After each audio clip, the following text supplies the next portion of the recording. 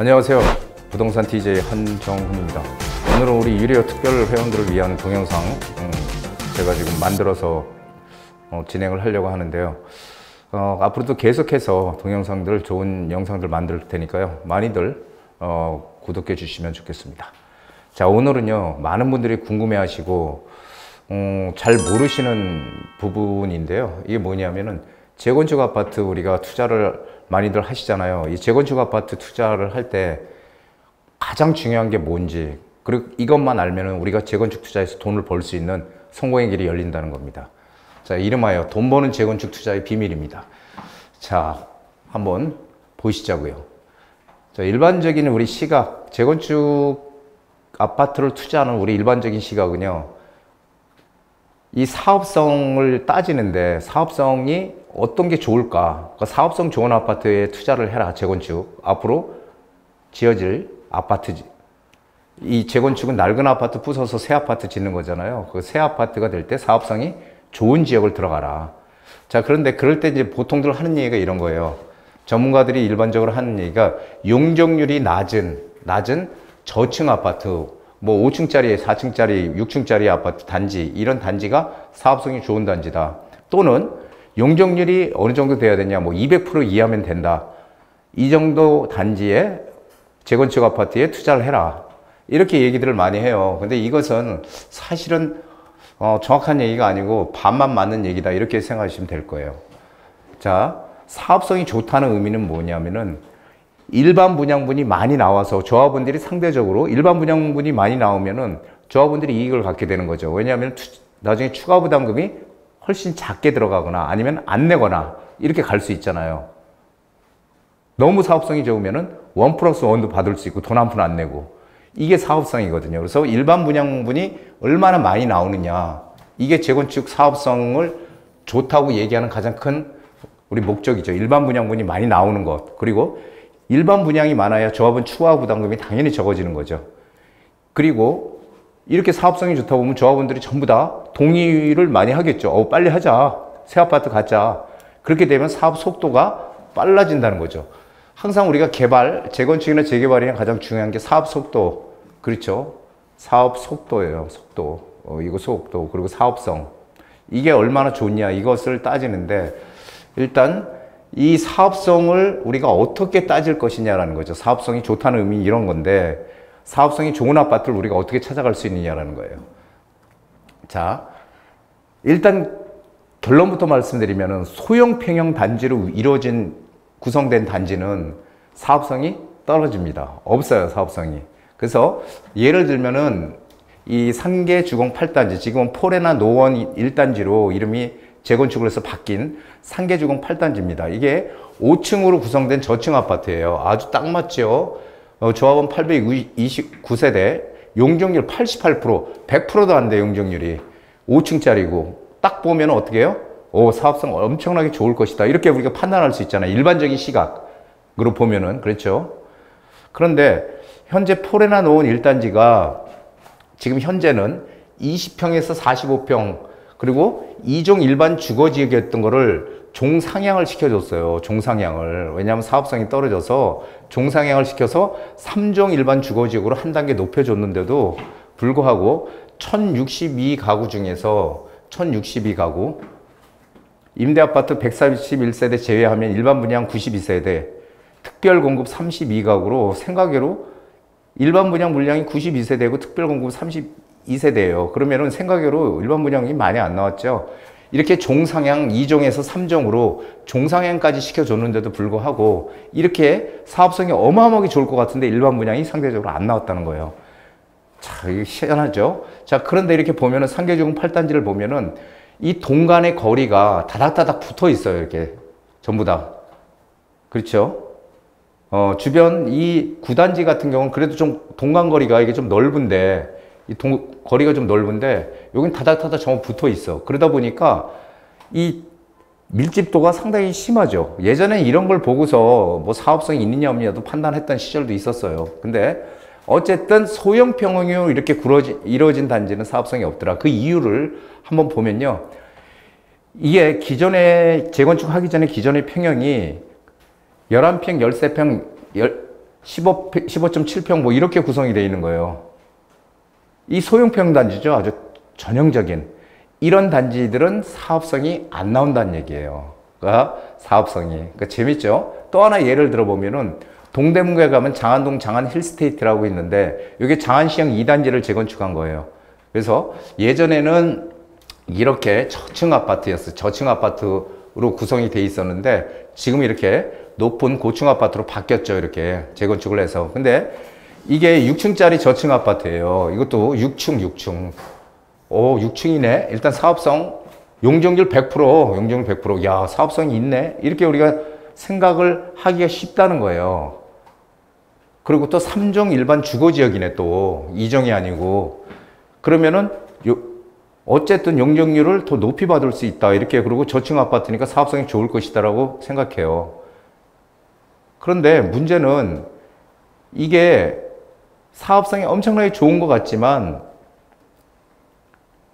재건축을 하고 보니까 이 900세대였었는데 859세대로 오히려 세대수가 줄어들었어요.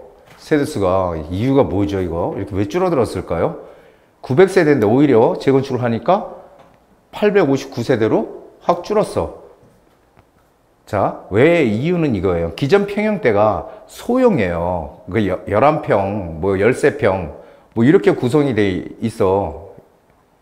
이렇게 구성이 돼 있는데 이게 소형 평형대로 구성이 돼 있다는 얘기잖아요. 그런데 이게 되고 보니까 나중에 재건축이 되고 보니까 23평 커졌죠. 평형대가 32평, 42평, 50평 전부 평형대가 커졌어요. 그러니까 소형 평형이 큰 평형대로 커지다 보니까 세대수가 줄어들게 된 거예요. 이해되시죠? 그래서 소형, 왜냐하면은 내가 재건축하기 전에 11평, 13평에 살았는데 나중에 재건축해서 11평, 13평에 살 사람 한번 손 들어보세요. 없어. 그런 사람 없거든요. 다 넓혀서 가고 싶지. 그러다 보니까 평형대가 커지니까 세대수가 줄어든 거예요. 그래서 소형 평형대는 사실은 재건축을 할 때 사업성이 없다라고 얘기를 드리는 겁니다. 근데 반대로 그렇다면 중대형 평형 단지로 돼 있는 단지들 있잖아요. 중대형 뭐 30평, 40평, 50평, 60평, 심지어는 70평대 이렇게 중대형 평형으로 구성이 되어 있는 단지들, 이것들이 재건축이, 이런 것들이 재건축이 되잖아요. 재건축이 되면은 어떻게 돼요? 이 30평은 뭐 그냥 30평대면 30평대 살고 40평대도 살 수 있지만 50평대, 60평대는 점점 인구가 지금 핵가적으로 바뀌어가는 과정에서 50평대, 60평대는 나중에 재건축이 됐을 때 더 넓혀가려고 할까요? 아니면 그대로 살려고 할까요? 안 그렇잖아요. 줄이려고 할 거예요. 아니면 1+1을 받든지 줄이든지.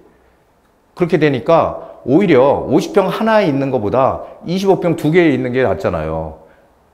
큰 평형대 이제는 안 산다는 거죠, 많이. 그래서 오히려 큰 평형대에서 작은 평형대로 줄여간다는 거예요. 그러니까 소형 평형대로 줄여가니까 오히려 일반 분양이 더 많이 나오는 거예요. 일반 분양이 더 많이 나와서 사업성이 높아지는 거예요. 이해되시죠? 그래서 예를 들면은 올림픽 선수촌 아파트나 아시아 선수촌 아파트 이런 데들이 중대형 평형 위주로 구성이 되어 있잖아요. 사업성 어떨까요? 당연히 좋을 수밖에 없습니다. 그래서 일단 이렇게 아시는데 소형 평형대로 구성이 되는 데는 사업성이 없을 것이다. 거의 90%. 중대형으로 되어 있는 단지들은 재건축을 했을 때 사업성이 높을 것이다. 우리가 이렇게 일단 판단을 하는 겁니다. 자, 그런데 예외적인, 제가 90%라고 그랬잖아요. 소형 평형대로 구성된 단지는 90% 정도는 사업성이 없다. 근데 소형 평형으로 구성된 단지인데 불구하고 사업성이 있는 단지도 있어요. 이게 바로 여기가 그 광운대역이죠. 광운대역에 바로 여기 역세권 개발 진행하고요. GTX 들어오잖아요. GTX C 노선 들어오고 여기 월계, 3호, 미룡, 미성 요 세 단지가 지금 재건축을 추진합니다. 이 세 단지가 재건축을 추진하는데 여기는 소형 평형으로 구성이 돼 있지만 사업성이 나와요. 근데 이 이유는 뭐냐면은 이 동간거리가 넓어요. 땅이 넓다는 얘기예요. 동간거리가. 이 아파트 단지와 단지 사이 동간거리가 비교적 그래도 소형 평형대면서 넓은 단지예요. 여기가. 10평대, 20평대로 구성이 되어 있는 단지지만 그래서 예외적으로 소형 평형대로도 동간거리가 넓은 사업성이 있을 수 있어요. 하지만 대부분 90%는 소형평형 때는 사업성이 없다. 그럼 우리 재건축 투자할 때 어떻게 소형평형대로 구성이 되는 단지라면 여기는 사업성이 없을 것이다. 이렇게 판단하면 되겠죠. 상당히 중요한 얘기를 드린 겁니다. 자, 가장 중요한 핵심 여기서 한번 보면은 대지지분이에요. 대지지분. 용적률이 중요한 게 아니고 대지지분이 중요합니다. 그래서 이게 그렇게 얘기하니까 나는 20평대 사는데 대지지분이 7평밖에 안 돼요. 이렇게 얘기하는 분들이 있어요. 나는 30평대 샀는데 10평. 뭐 이런 식으로 얘기하는 분들이 있거든요. 그게 아니고 전체 대지지분을 얘기하는 거예요. 전체 대지지분. 그래서 전체 대지지분 중에서 평균 대지지분을 우리가 알고 있으면 돼요. 평균 대지지분. 이게 뭐냐면 평균 대지지분이 가장 중요한데요. 평균 대지지분은 전체 대지 면적에서 나누기 총 세대수로 나누면 돼요. 그러니까 전체 대지 면적을 총 세대수로 나누면 전체 대지 면적에서 총 세대수로 나누게 되면 평균 대지지분이 나오거든요. 그 아파트 단지 평균. 내가 가지고 있는 그 대지지분이 아니고 전체 단지의 평균 대지지분. 그 대지지분이 몇 평 이상이 돼야 된다? 최소 15평 이상이 된다면 이 아파트는 재건축을 할 때 사업성이 나온다. 일반 분양이 있어서 이렇게 생각하시면 됩니다. 이거 상당히 중요하죠. 평균 대지지분이 중요하다. 용적률이 중요한 게 아니고. 자, 그래서 오늘은 여기까지 지금 얘기를 드리고 2편에서는 그 평균 대지지분을 찾을 수 있는 방법을 2편에서는 알려드리도록 하겠습니다. 그래서 제가 이제 휴가철도 다가오고 해서 1:1 개인 상담은 계속 할 거예요. 투자 및 개별 부동산 물건 분석 언제든 전화 주세요. 제가 다 해드릴 테니까요. 저희 연구소에서 전문가들 많습니다. 그러니까 다 가져오시면 저희가 다 해드릴게요. 자, 그리고 세미나는 아마 8월 초 휴가철이 지나서 세미나를 진행할 거기 때문에 세미나 공지는 여기다 안 했습니다. 그래서 일단 개별 부동산 투자나 개별 부동산 물건 분석은 저희가 계속 하니까 언제든지 부담 갖지 말고 전화 주시면 저희가 상담을 해드리겠습니다. 자, 늘 명심하라. 성공하겠다는 너 자신의 결심이 다른 어떤 것보다 중요하다는 것을 에이브라햄 링컨, 너무도 유명하죠. 하여간 뭐든지 그래요. 재테크도 그렇고 뭐 다 그렇지만은 우리가 뭔가를 하겠다는 거진 결심, 의지가 결국은 미래의 어떤 우리 승패를 좌우해 준다. 이 재테크도 똑같습니다. 자, 오늘 여기까지 하고요. 2편에서 뵙겠습니다.